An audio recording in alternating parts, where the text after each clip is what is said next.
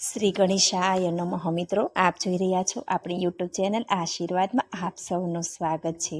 આજે આપણે આ વિડીયોમાં સાંભળીશું જેઠ સુદ એકાદશી આવે છે તેને નિર્જળા એકાદશી કહેવામાં આવે છે। આ એકાદશી નિર્જળા એકાદશીને ભીમ એકાદશી પણ કહેવામાં આવે છે। તો આજે આપણે આ વિડીયોમાં સાંભળીશું કે આ ભીમ નિર્જળા એકાદશીની ક્યારે કરવાની છે તથા તેનું વ્રતવિધિ તથા તેના પારણા ક્યારે કરવાના છે તેના વિશે આજે આપણે આ વિડીયોમાં સાંભળીશું। જો આપને મારો વિડીયો પસંદ આવે તો લાઈક કરજો, શેર કરજો અને પહેલી વાર જો આ વિડીયો આ ચેનલમાં જોઈ રહ્યા હોય તો સબસ્ક્રાઈબ કરજો, જેથી મારા નવા વિડીયોની માહિતી તુરંત આપ સુધી પહોંચે।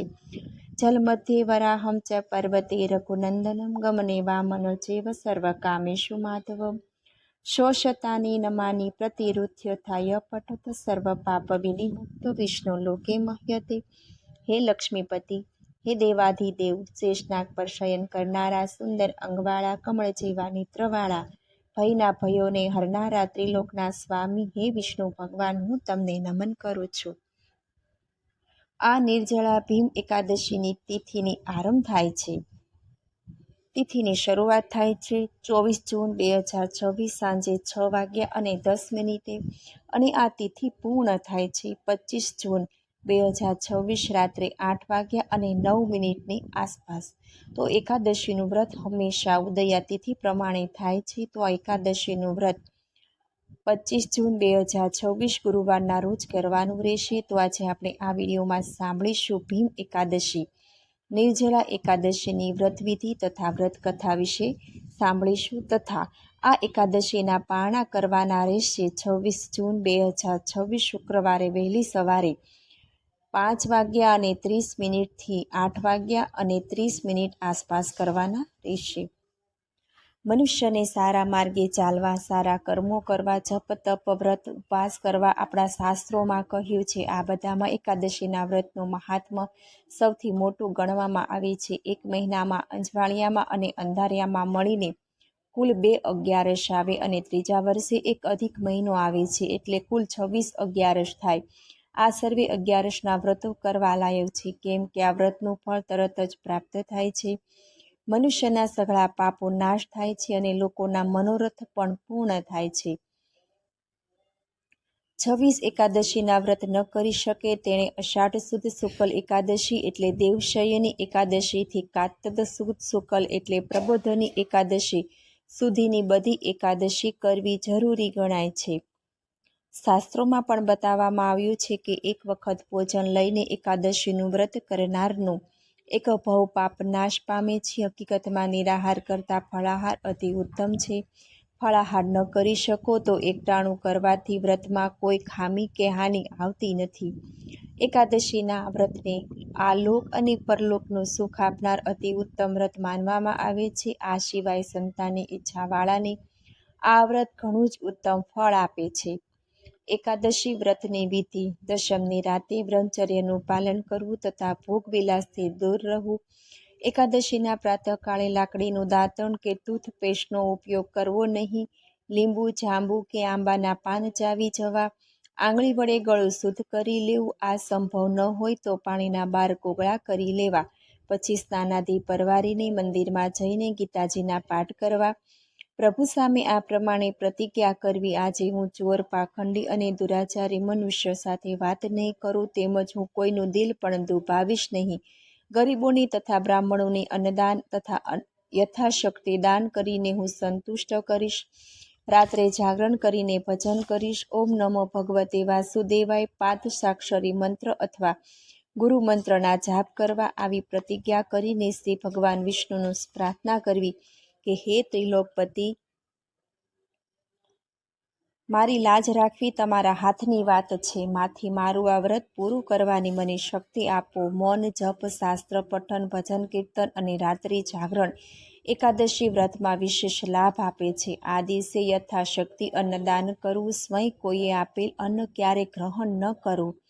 આ પ્રમાણે વિધિસર વ્રત કરવાથી ઉત્તમ ફળની પ્રાપ્ત થાય છે। બારસના દિવસે બ્રાહ્મણોને મિષ્ટાન, દક્ષિણા વગેરેથી પ્રસન્ન કરી તેની પરિક્રમા કરીને ઉપવાસ છોડવો। પારણા કરવાની રીત: બારસના દિવસે એવા પૂજાના સ્થાને 7 શેકેલા ચણાના 14 ટુકડા કરીને પોતાના માથાની પાછળ ફેંકવા અને કહેવું કે મારા 7 જન્મોમાં શારીરિક, વાચિક અને માનસિક પાપો નષ્ટ થાય, આવી ભાવના કરીને 7 અંજલિ પાણી પીવું તથા ચણાના 7 દાણા ખાઈને આ વ્રત ખોલવું જોઈએ. નિર્જળા એકાદશીની વ્રત કથા. યુધિષ્ઠિરે કહ્યું કે હે કૃપાનિધિ, જેઠ મહિનાના શુક્લ પક્ષમાં જે એકાદશી આવે છે તેનું આપ મને મહાત્મ્ય જણાવો. ભગવાન શ્રી કૃષ્ણ બોલ્યા કે હે રાજન, એનું મહાત્મ્ય પરમ ધર્માત્મા વ્યાસજી કહેશે, કેમ કે તેઓ સર્વશાસ્ત્રોના તત્વજ્ઞ અને વેદાંતના વિદ્વાન છે. ત્યારે શ્રી વ્યાસજી કહેવા લાગ્યા, બંને પક્ષોની એકાદશીના દિવસે ભોજન ન કરવું. બારસના દિવસે સ્નાન કરીને પવિત્ર થઈને પુષ્પોથી ભગવાન કેશવની પૂજા કરવી. બ્રાહ્મણોને પ્રથમ ભોજન કરાવ્યા પછી પોતે ભોજન કરવું. આ સાંભળીને ભીમે તરત જ બોલ્યો કે હે મુનિ શ્રેષ્ઠ, તમે મારી વાત સાંભળો. યુધિષ્ઠિર, માતા કુંતા, દ્રૌપદી, અર્જુન, નકુલ અને સહદેવ આ બધા એકાદશીના દિવસે ક્યારેય પણ ભોજન નથી કરતા. તેઓ મને હંમેશા કહે છે કે ભીમસેન, તમે પણ એકાદશીના દિવસે ભોજન ન કરો, પરંતુ હું તેમને એટલું જ કહું છું કે મારાથી ભૂખ સહન થતી નથી. ભીમની વાત સાંભળીને વ્યાસજી કહેવા લાગ્યા, જો તમે સ્વર્ગલોકની પ્રાપ્તિ કરવા ઈચ્છતા હો તો તમારે બંને પક્ષની એકાદશીના દિવસે ભોજન ન કરવું, પણ આખો દિવસ નકોડો ઉપવાસ કરવો, થોડો ફળાહાર કરી શકાય. ભીમ તરત જ બોલી ઉઠ્યો કે હે મુનીશ્વર, હું આપની પાસે સત્ય બોલું છું, મારાથી એકવાર ખાઈને પણ ઉપવાસ થઈ શકતો નથી. તો પછી હું આખો દિવસ નકોડો ઉપવાસ કરીને હું કઈ રીતે રહી શકું? મારા પેટમાં, મારા ઉદરમાં વૃક નામનો અગ્નિ સદાય પ્રજ્વલિત રહે છે. આથી જ્યારે હું વધારે ખાઉં છું ત્યારે જ એ શાંત થાય છે. આથી હે મુનિ શ્રેષ્ઠ, હું બહુ તો વર્ષભરમાં એકાદ ઉપવાસ માંડ કરી શકું. માટે જેનાથી સ્વર્ગની પ્રાપ્તિ થાય અને જે વ્રત કરવાથી મારું કલ્યાણ થાય એવું કોઈ વ્રત હોય એ મને કહો, હું એનું જરૂર પાલન કરીશ. વ્યાસજી બોલ્યા, ભીમ, જેઠ મહિનામાં સૂર્ય વૃષભ રાશિમાં હોય અથવા મિથુન રાશિમાં શુક્લ પક્ષમાં જે એકાદશી આવે તેનું યત્નપૂર્વક નિર્જળા વ્રત કરવું. ફક્ત કોગળા કે આચમન કરવા માટે જ મોંમાં પાણી નાખી શકો છો. આ સિવાય દિવસ દરમિયાન આખો દિવસ પાણી પીવું નહીં, નહીતર વ્રતનો ભંગ થાય છે. એકાદશીના સૂર્યોદયથી બીજા દિવસના સૂર્યોદય સુધી મનુષ્ય જળનો ત્યાગ કરે તો આ વ્રત પૂર્ણ થાય છે. બારસના દિવસે સવારે વહેલા સ્નાન કરી ભગવાન કેશવની પૂજા કરવી. બ્રાહ્મણને જમાડીને પછી જ વ્રત ધારકે ભોજન કરવું, તો જ આ વ્રત સફળ થયું ગણાય. આ એક નિર્જળા એકાદશીનું વ્રત કરવાથી વર્ષભરની જેટલી એકાદશી આવે છે એ બધી એકાદશી કર્યાનું ફળ એક જ દિવસના ઉપવાસથી પ્રાપ્ત થાય છે. એકાદશીનું વ્રત કરનાર પુરુષ પાસે વિકરાળ આકૃતિવાળા અને કાળા રંગના દંડ પાપધારી ભયંકર યમદૂતો આવતા નથી, પરંતુ અંતકાળે ભગવાનના માણસો વિમાન લઈને આવે છે અને સ્વર્ગલોકમાં લઈ જાય છે. શાંતાકારમ ભુજગશયનમ પદ્મનાભમ સુરેશમ વિશ્વધારં ગગનસદૃશમ મેઘવર્ણ શુભાંગમ લક્ષ્મીકાંતમ કમલનયનમ યોગીભી ધ્યાનગમ્યમ વંદે વિષ્ણુ ભવભયહરમ સર્વલોકૈકનાથમ. હે પ્રભુ, બ્રહ્મા વગેરે દેવો તમારી માયાથી મોહ પામેલા છે, તેથી તે દેવો પણ તમારા આશ્ચર્યકારક સ્વરૂપને જાણતા નથી. તો પછી હું તો મૂઢ છું ને તમારી માયાથી મોહિત થઈને તમને કેવી રીતે જાણી શકું? હે ભગવાન, આપ પ્રસન્ન થાવ અને આપ મને આપના શરણમાં લો. મને સાંભળવા બદલ ધન્યવાદ.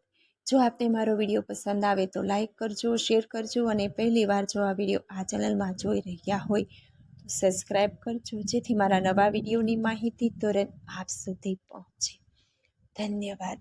જય શ્રી કૃષ્ણ.